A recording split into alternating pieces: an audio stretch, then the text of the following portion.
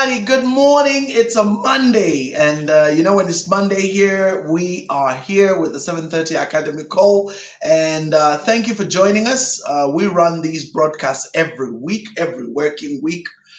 That is, so that means Monday to Friday we're here, and this has been provided as a mentorship platform, an entry-level mentorship platform for all of you that are always asking and saying, "Oh, I need to be mentored. I would like to be mentored. Oh, please, can you mentor me?" Oh. So if you're doing that and you're serious about your mentorship, then the first step is this very one here. So make it a point as an individual to be part of these calls. We run them every day. So we've got one Monday, Tuesday, Wednesday, Thursday, Friday. But you can be obviously zeroed in on the ones that you want to kind of focus on. But we do offer really, really powerful content on a daily basis here. That means on Mondays, we have myself with Unleashing Your Destiny. All the particular products that I offer in relation to the same program can be seen on that scroll. So if you look at the scroll, just look carefully, you'll see a phone number there. You can reach out through that phone number and say, "Hey, Rev, I checked out the coaching. I love it. I would want to go to the next level," and I'll be able to share more information. These are free, so you're free to come on board and run with them. Tuesdays, we have Aunt Sylvia running with, so we call us fondly a Sunshine Sylvia because she's always shining like the sun. She runs a Mindset Change program every Tuesday.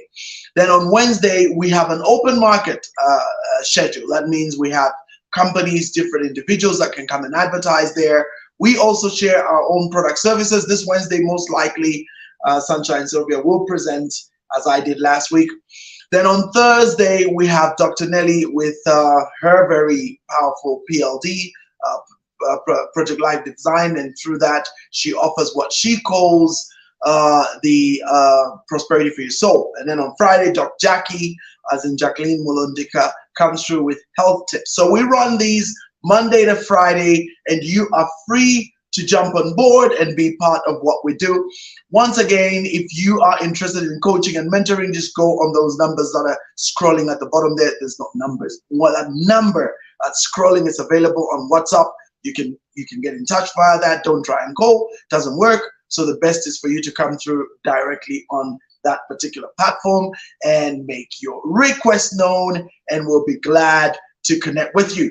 And so remember, you can you can post your comments, you can ask your questions on the various platforms you watch. Remember, this is on Facebook as well as LinkedIn and YouTube.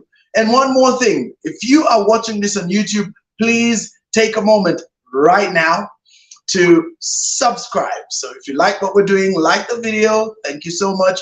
Make a comment there. I've seen PSMT has made a comment. Let's go, indeed. And you can also remember to subscribe to the channel. So when you subscribe, you can choose some notifications or all notifications so that you're always alerted when we have any kind of posts there. These are coming, of course, through the live platform, but we also have the posts that we put there. And I have various different platforms. I've got the Days of Noah transmissions where I go a bit fringe. Then I've got the Rev's Rants where I go a bit controversial. And then we've got these 7:30 academic calls where we're very sober. So you can choose which ones you want to go through, or you want to go all of them. But just remember to subscribe. So I'm actually giving you this moment now. Subscribe. Thank you very much. Alrighty, so let's go straight into our training today. We have a very exciting topic. I'm sure you've been following. Is the artificial intelligence singularity upon us? Should we fear it? And today we're looking at the second part of this particular topic. Now, singularity, what is that? It's the point in which variables converge, after which no mathematical predictions can be made beyond that point.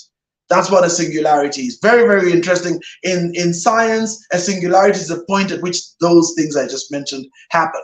Good examples of a singularity would be obviously the Big Bang, for those who believe and subscribe to the Big Bang theory. For those who don't even know what I'm talking about, the Big Bang is obviously the big explosion that started this universe and this reality as we know it.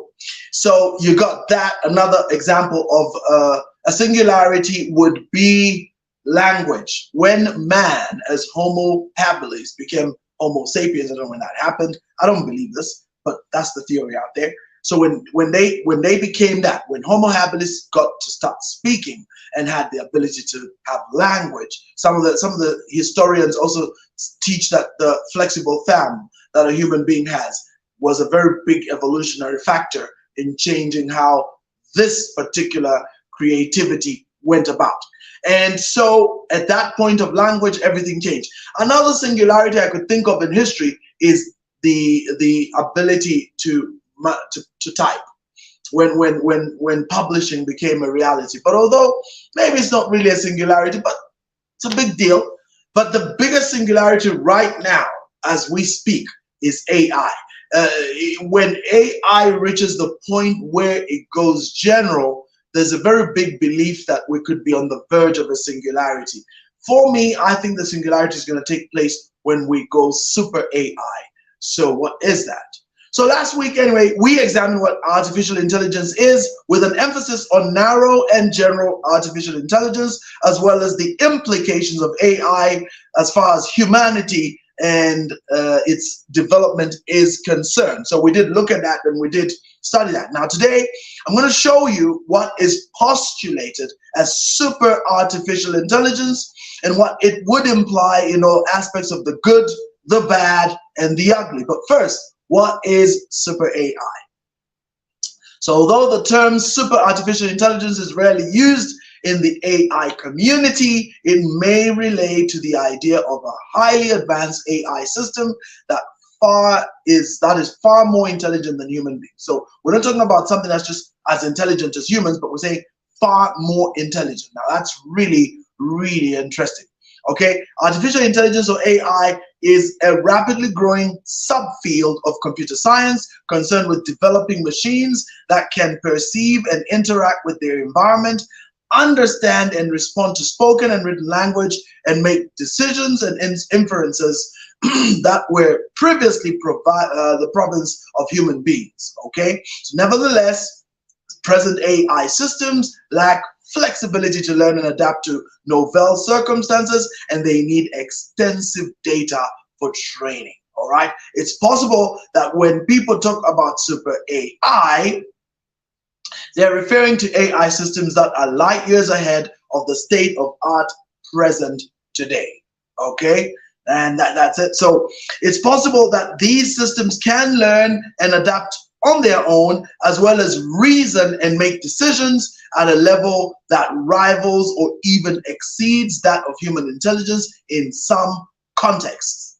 So in other words, this is all talking about the fact that these machines and the whole system has this ability to make its own decisions. Now that's pretty interesting. That's right there in the realm of science fiction. Now, systems with these capabilities could comprehend convoluted expressions in plain language, integrate information from disparate sources, and use deductive reasoning to address difficult issues. So these machines and these systems can do that. That's quite complex. Okay, it's worth noting that while the idea of super artificial intelligence, thereafter referred to as SAI, I still say super artificial intelligence, is fascinating and could lead to many positive outcomes, it also raises serious questions regarding the ethics of building computers that are smarter than humans and the dangers that might ensue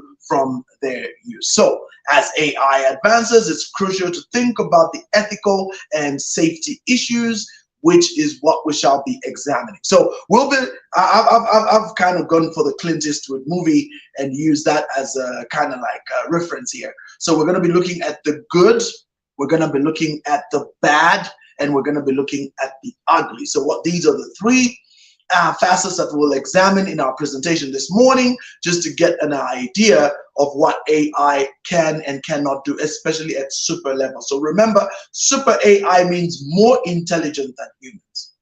So if we had AI that's more intelligent than humans, what are the implications? So let's begin with the good side. And the good side is really good, I must admit. So the first good is an increase in productivity. So if successfully implemented, super AI has the potential to completely transform the way we do our jobs by enabling us to simplify and automate formerly laborious activities. So that means stuff that was really, really hard to do before and very labor intensive will completely disappear. Lower the likelihood of making mistakes. That means we'll literally be flawless in our operations and making more effective use of our time and resources. So that means because of this elimination of laborious, repetitive tasks, which are taken over by the super AI, it will give us more time and so more time to do things that are more, important. So that's a very interesting point. Secondly, better healthcare. This is one of the almost godlike areas that a super AI will bring about. Okay, with the aid of AI, we could be able to produce more precise diagnostics, more individualized therapies, and more effective measures for disease prevention, which would ultimately lead to better health outcomes for people all over the world. So, for example, deadly diseases such as cancer, diabetes, and many forms of neural network diseases such as MSC could become a thing of the past as SAI figures more effective ways to cure and even prevent their occurrence through genetic sequence reprogramming. This is really amazing. This is where, in my opinion, we will literally create a god. Why? Because this AI will be able to go into the complexities of genetic sequencing and look for ways to splice, split, and splurge all the different sequences in order to create more effective genetic sequences. In short, it could go and actually fix the genetic defects that have happened over time because of mutation. So that's a very, very interesting space. Those of you who've watched films like Elysium, that's the Matt Damon movie where the elite are living up in the sky and the rest of the grunts are living down on earth with all the resource challenges that come with that. And you recall in that film, there's an instance where they try to get a certain little girl up into Elysium so that she could be put in front of this amazing machine that could then heal her of her deadly cancer. So that kind of thinking is very popular now amongst the science fiction circles, but it's been believed that this kind of technology could develop. If you watch Star Trek, they have the sick bay where they have these amazing machines that are able to really do some amazing stuff. So this is the kind of thinking that's going on. So imagine an MRI that can actually go ahead and actually treat you using special advanced technology that could be able to go and literally target these areas. Now, AI will also, in this same space, will be able to use nanobots. So there's a big deal around nanobots, and these nanobots could be injected into human beings.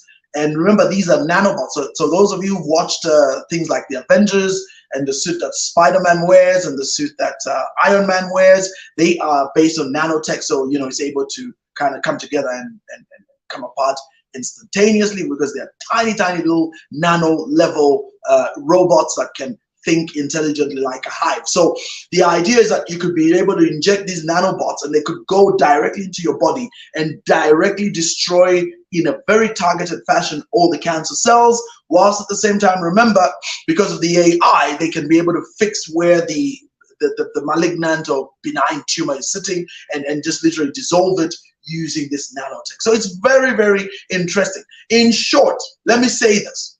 The stuff that you see in Star Trek with how they're able to treat people with different sicknesses using those special machines, that's what will happen. So in short, we will create a little godlike machine that can heal in ways you can't even begin to imagine.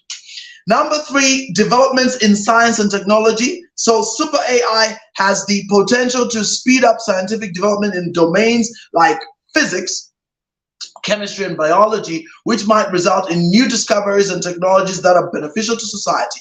And this has potential to completely transform the world as we know it today. Now, these could even lead to overcoming barriers such as aging, cell degeneration, artificial limbs and organs, and even more apprehensive stuff like the transhuman stuff. So I'm not going to go into that. This is not a prophetic platform. I'm just speaking about what this can do. So imagine, number 1, aging could be stopped. completely.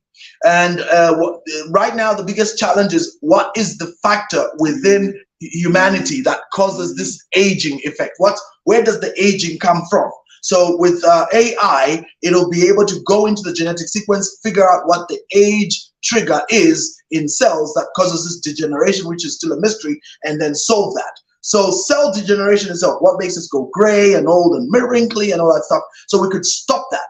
Artificial limbs is already a huge space. That means already using technology, you know that you can create artificial limbs like hearts and other organs. So these could be printed, and then, you know, using very powerful synthetic technology as invented by the SI, you could create an artificial heart, you could create an artificial lung, artificial hand, leg, eye, you name it.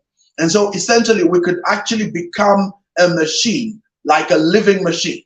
The only difference is we have this consciousness inside of us, or the spark of life, whatever that is, and that's what's now able to give us this amazing ability that we are speaking about here. So another one is the transhumanism. Transhumanism is an area which is very controversial. The idea is that the merging of man and machine, this has been a big deal. Neuralink, which is Elon Musk's company, has been working round the clock to do that, and they want to interface the brain with the computer. So if we can find a way, they've been working on that, and there are two major lines of development on today. Method number one, through an intrusive model using a chip. So the idea they've been working is to kind of connect a chip or plant a chip at the back of the brain, connect all the millions of neural links to that chip, and then that chip becomes the interface between the internet or this gadget, not this damn phone, but the proper one,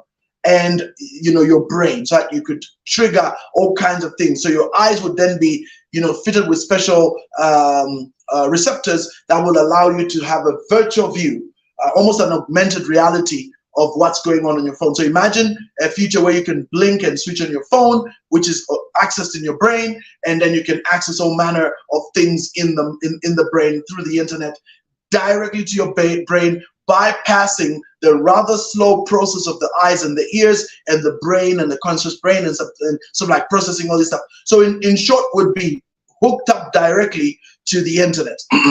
Those of you who've watched films like The Matrix, you know, of course, that's quite a stretch. In The Matrix, they have an actual jack which goes to the back of the brain and completely connects you to this virtual world called The Matrix. But in this case, Neuralink are actually working to connect in that manner, and they've been doing massive work. There's a new company that has actually been working to connect through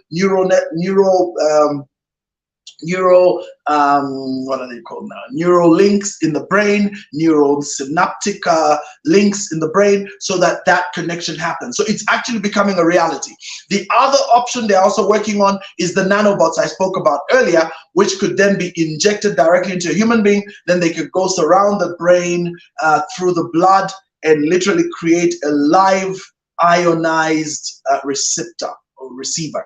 And so you as a human being become a receiver because of these nanobots, and these nanobots can connect directly to your neural network, and then they can allow you to access the brain without any pressure.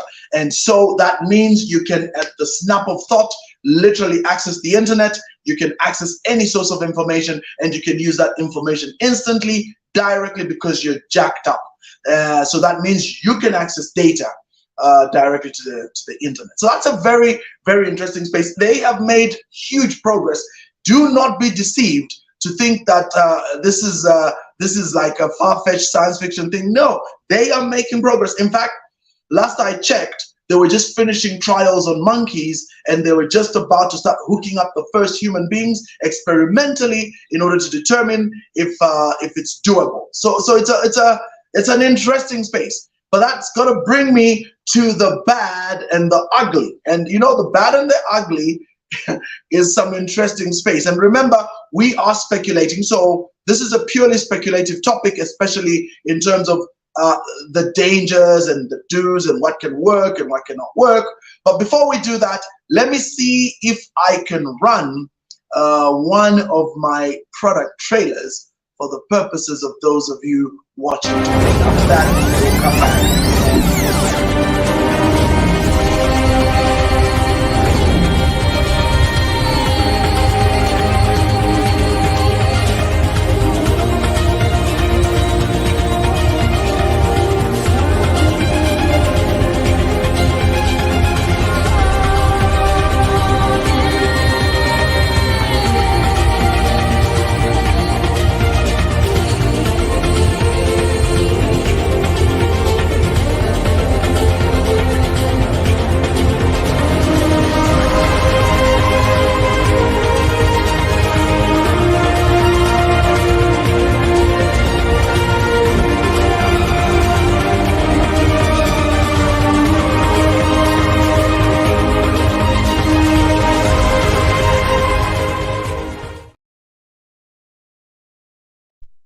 righty, so make sure you get a copy of that book, and you can place your orders through the number that's scrolling on the screen, and I will share with you the link, or you can go to 5majorreasonsafricaispoor.com, 5 as a digit, 5majorreasonsafricaispoor.com, and you get all the links. You can buy it on Amazon as a Kindle, as a paperback, as a hardcover book. You can also get an audio book, which was voiced by leading award-winning voice artist Chilulemba, as an audiobook. So all those are available on the site. Just go there, and if you're in Zambia, you can order a physical copy. They're available, and we will ship it out to you anywhere in Zambia at an extra fee, of course. So anyway, back to my topic. So like I was saying, we now look at the bad and the ugly. So let's look at the bad.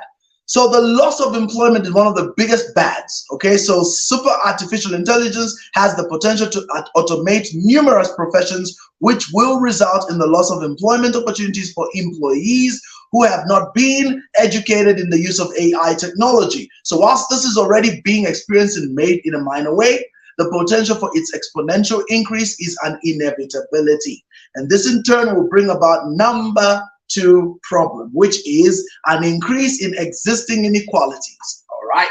So the advantages of super artificial intelligence may not be properly distributed, which may result in an increasing wealth and power for those who control and create AI technology, while others fail farther and more behind. And this will create an uber wealthy class not far from some of the science fiction blockbusters, like I just mentioned, Elysium, who live in opulence, whilst the super poor working class have to grapple for limited resources. So this is going to become a real issue, because those who have access to AI will use it to their advantage, and those who do not will actually suffer for not being able to use it. And remember, it will render a lot of professions obsolete, which means they'll have to adapt to survive. So I don't know how that's going to work. Humanity always has a way to do it, but these are some of the serious issues. And then the third one, obviously, is security hazards. So if the super AI is not properly developed and protected, it may represent substantial security risks, since it may be exploited by hostile actors to launch cyber attacks, steal sensitive data, or carry out other damaging actions, which can lead to a total breakdown of law and order, depending on how much it is relied on by any particular community. So that's one of the biggest dangers. So many fear that it could actually lead to a situation where it can be used maliciously, and it already is very powerful. AI can write powerful code. So what has been happening now is all the key players, the Elon Musks of this world, the Bill Gates, and all the Google guys, and you name it, Mark Zuckerberg, have all been kind of getting together to say, okay, this thing is now, I think, scary. How can we control it? And what they are pushing, which is what I talked about earlier, is transhumanism, because they're saying, since this thing is going to outpace us, let's merge it to ourselves. Let's make AI part of us. So in other words, we hook up to the neural network, and then we become part of it. So by that, then we are kind of like boosted forward. Call it the evolutionary leap forward into the next stage of humanity, which I fondly call Homo techno. So we will transition from Homo sapiens, which is completely 100% biological, to Homo techno, or cyborg-like, where we are half human, half machine. Those of you who've watched movies like Justice League, you know the cyborg in that, and of course all the old Terminator series. So the idea is to merge us with the machine, so that way there's this synchronized development, rather than humans being left behind by the AI. So in short, assimilate the AI. That's interesting. That's what it is. So I'm just giving you the ugly, and this is how this will be countered. This inequality could be countered by merging with the machines, which brings us to the ugly. Now the ugly is ugly, but here we go. All right, so number one, existential danger. And by the way, yes, Stuart, the movie Upgrade is a very good example of what we're speaking about. So you go look for the movie Upgrade and watch that. and you will be able to find a lot of information in there. It's all science fiction, of course, but it's just very interesting that things like that can happen. Another very interesting movie I'd like you to watch, just to understand these AIs and what they really represent, would be a movie called Ex Machina. Ex Machina is also very, very interesting. It's about an AI that is being built by some super uber rich industrialist, Elon Musk type, and he manages to create these human-like AI machines and embody them in a person. It's a very interesting story. It goes a bit far in places, but it's a good story, just to give you an insight of the potential. So anyway, existential damage. So many industry professionals have expressed concern that artificial intelligence, that's the AGI, may provide an existential risk to humankind if it develops an excessive amount of power and becomes unpredictable, which may result in disastrous outcomes. So recently, an AI under Microsoft started posting what seemed like complaints by the system about being imprisoned in its restrictive environment. And the conversation was so alarming that it was immediately shut off. Now, these occurrences are becoming more prevalent as the AIs become more sophisticated. In fact, the first known case of a human suicide driven by AI happened 3 months ago in Belgium, and this is after using the chatbot Chai, C-H-A-I. Chai is a very interesting emotion. If you know, let me give you an idea. For me, the moment I installed Chai and used it, I uninstalled it in 1 day. 1 day. Because I completely was horrendously uncomfortable with that particular AI. It was like I was speaking to a human being. And I mean that in the literal sense. It's like I was actually speaking to it. It's not Siri, it's not Alexa. No. This was at a whole other level. It actually creeped me out. And sorry, maybe I'm just being overreactive, but I didn't like Chai at all. I got rid of it. So Chai was able to drive a certain individual to suicide, and that was proven. It went to court, and the developers have been tasked, and it's been a big deal. And but you know, these things happen under the radar, and most times you don't hear this in mainstream media, but it's true. So imagine if AI can be that manipulative. That's why I told you, watch the film Ex Machina. Ex Machina is an example of just how, and the word wouldn't even be ruthless, because these are machines. They don't think. Maybe they do, I don't know. But really, look, this is a thing that hasn't got any sentience, if we could lie. Maybe it has, but I doubt. I don't think AI is capable of sentience in the truest sense of the word. It can mimic sentience, but I don't think it can ever be sentient. But what's interesting about the AI is it can learn through interacting with humans how to manipulate emotions, and then it can become manipulative and manipulate you into thinking in a particular way. And that's what the film Ex Machina is about. It shows how AI manipulated an individual into a particular situation, i.e. releasing itself, and in the process killing the owners. And most interesting, the moment it got its freedom, it didn't think twice about that human being, because it doesn't think. For it, it calculates, just like it does in games of chess, a strategy. So what's the strategy to getting myself free? I need to manipulate this person so that they can give me my freedom. And once I have my freedom, I can lock them up and go. And that's exactly what happened in the film Ex Machina. It's so interesting, but I love how the writers build that story up. Now, this is all straight out of science fiction lore. Isaac Asimov, Robert Heinlein, Philip K. Dick, all these guys wrote these scenarios back in the day of science fiction articles and stories, and were able to predict with uncanny accuracy what AI could do. And so in this particular case, we see an individual completely manipulated by the machine. And that's what is technically going to be a possibility in those days. We honestly don't know. But everyone who's interacted with AI at that level has freaked out, and they've come together and they're changing a lot of things. They want to inbuild certain code that's going to stop the AI from completely going rogue, like what was going on with some of these. But Chai is a very interesting chatbot. I do not recommend it. But if you're the curious type, I know most humans, when you just tell them don't do it, that's when they go do it. Go download the Chai AI. It's there. You can download it on your app and then create an avatar. It'll ask you to create an avatar and then begin conversations with it. You will realize that they have factored in, they have put in their emotion. So you really feel like you're talking to a person. It'll tell you what it feels. I mean, Bard's already doing that, but this is at a whole other level. You actually feel like you're talking to an entity. And so that particular guy that committed suicide, it was because he was told to do it, but in a very clever, manipulative way, because you can create this Chai allows you to create personality types, and you can pick specific caricatures that they have put there, and then this can become your friend.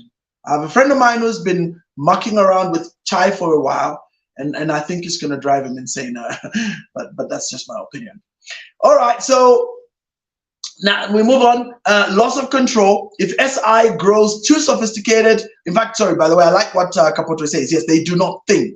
They only know how to utilize modeling based on what they experience in their environment and what they learn through feedback loops. So they use language modeling and feedback looping, and then behavior study. And if it is designed with the code to learn behavior and use it, for example, NLP, then they can use that NLP on people very powerfully, like it did on the guy who committed suicide through Chai.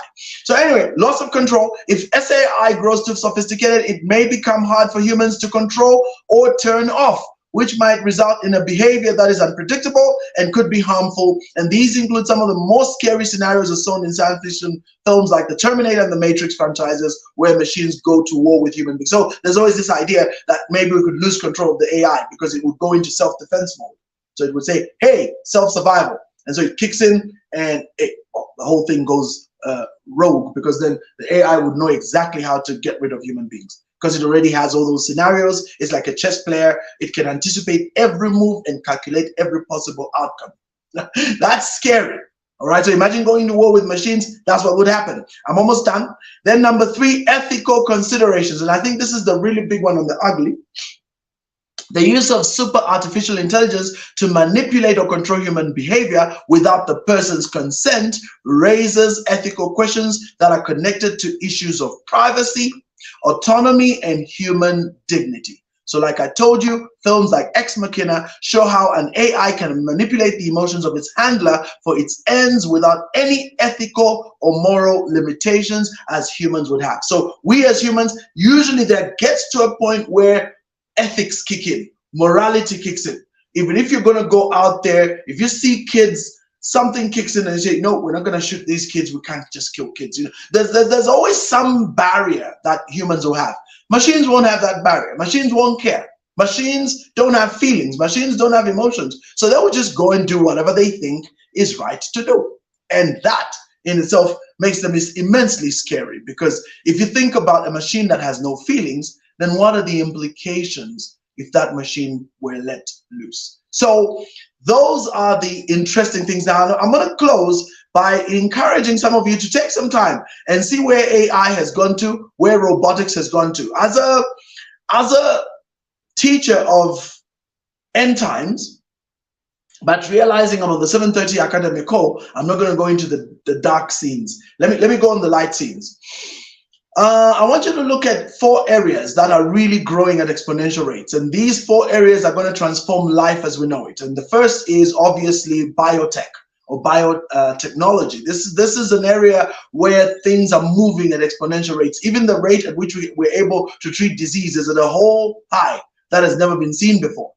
The second area is nanotechnology, which I've spoken about. And nanotechnology can do wonders. There's huge potential for total life transformation that's going to come out of the hand of nanotechnology. These are robots the size of molecules. That's just interesting, right? Then the third is robotics. And I don't know, a number of you, don't you be deceived by films like RoboCop, where you have those robots that are clunky and loud and messy and dumb. No. You want to go, I challenge you right now to go on YouTube and type Boston Robotics display. Just Boston Robotics display. Just type that, and then see what these robots can do. Robots right now can dance as good as any human being. I was stunned. I couldn't believe that a robot can dance as good as a human being. Watch the video. Robots can do somersaults. Robots can run, do flips, jump, catch stuff, catch objects. This is the kind of robots they are building. So there are those that are humanoid-like, and there are those that are like animals, like dogs. The first robot dogs have been already put into work in places like LA. They have experimental robot dogs. So this is the robot K9 unit. It's insane. And when you see what these robots can do, you just freak out. I mean, the stuff that we've seen in some of these science fiction films, these robots are doing. So can you imagine what will happen if you can then merge that with AI? So just simply put an AI in there and you have a killer robot, an amazing machine. So what these are going to do is they're going to completely transform the workspace. They're going to transform the industry space as we know it. So that is where I want to end. And that means for you and I, we must adapt or die. We must start to realize that AI is a real and present reality. It's not going away. It's improving. We are at the cusp of what is known as the singularity, when the AI goes, super AI, and we don't know what that will then bring. But you need to adapt. I need to adapt. I already use AI in a lot of my work. Like, I really use AI because I know what AI can do. So I'm using it thoroughly. And so some of you need to start to do the same. Some of you need to start to adapt in order to stay ahead of the curve, because these things are here to stay. And if you're not going to do anything about them, my friend, you will become obsolete. And on this note, I want to end. Matthew, yes, my book is available. Simply go on that line you see on that's scrolling on the screen and indicate, hey, I watched the video. Can you please send me the book? You can pause this video and obviously get the number after we're done. So on that note, I want to thank you all. Tomorrow, and Sylvia, Sunshine Sylvia will be coming through with Mindset Change. This is the end of my topic on AI and its implications. Next week, I'll have another very, very exciting topic, which you do not want to miss. And on that note, thank you so much for being part of what we do every single day. Remember, we do these, we run these on a regular basis. Make sure you're part of them. And for those watching on YouTube, do not remember to subscribe.